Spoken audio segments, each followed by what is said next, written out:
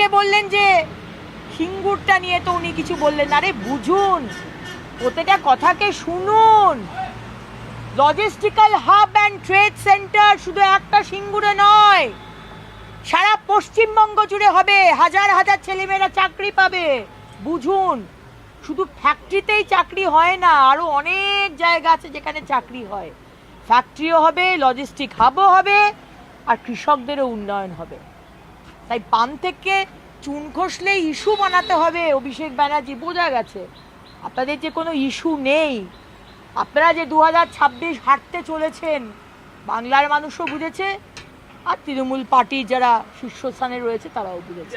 রাজ্যের বিভিন্ন মানুষ বিভিন্ন রকমের অভিনেতা হয়েছেন, কিন্তু অত নাটক করে হবে না। আপনাকে এত কষ্ট করতে কে বলেছে? আপনি যেই হন না কেন, কবরের মাটি আনার দরকার নেই তো। 11টা ডকুমেন্ট দিয়ে দিয়েছে ইসিআই। 11টা, একটা নয়, 11টা। যে কোনো একটা নিয়ে আসুন না, একটা নিয়ে এসে দেখান। তারপরেও যদি ইসিআই করে, আপনি আদালতে যান, আমরা যাব আপনার সাথে। নাটক করবেন না, আমাদের মুখ্যমন্ত্রীর মতো নাটক করবেন না। এই পুলিশের কাছ থেকে কিছু এক্সপেক্ট করবেন না। এরা হচ্ছেন টিএমসির ক্যাডার। আজকে আমাদের যে ডিজি আছেন, সেদিনকে তিনি প্রমাণ করে দিয়েছেন তিনি সব থেকে বড় টিএমসির ক্যাডার।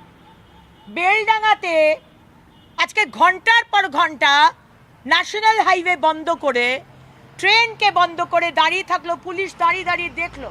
আর আমাদের মুখ্যমন্ত্রী বাংলা নিজের মেয়েকে চায়, যিনি বলেন, তিনি কি বললেন? শুক্রবার দিন ওনাদের একটু সেন্টিমেন্টের ব্যাপার।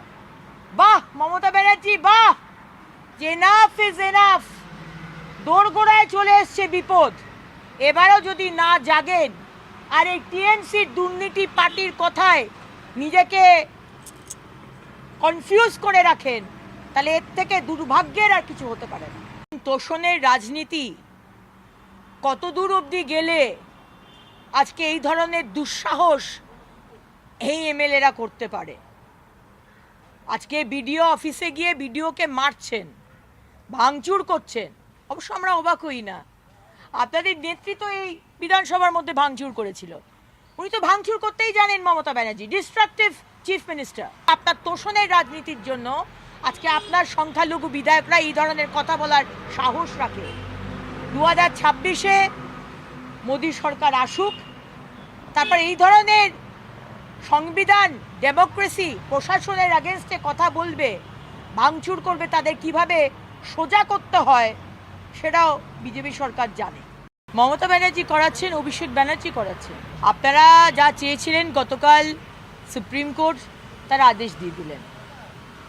এখন যা যা ডিসক্রিপেন্সি আছে সেই নামগুলো ডিসপ্লে করতে হবে, কেন কারণ জানাতে হবে, বিএলএ 2 ভেতরে ঢুকতে পারবে।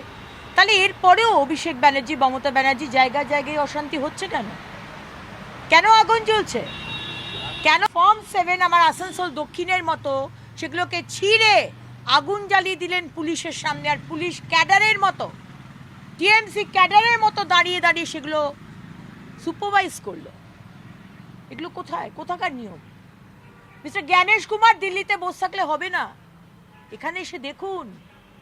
আর যদি ইলেকশনের আগে এই অবস্থা হয়, তাহলে ইলেকশন কিরকম করে হবে? ফর্ম 7 জমা করতে হবে, কিভাবে জমা করব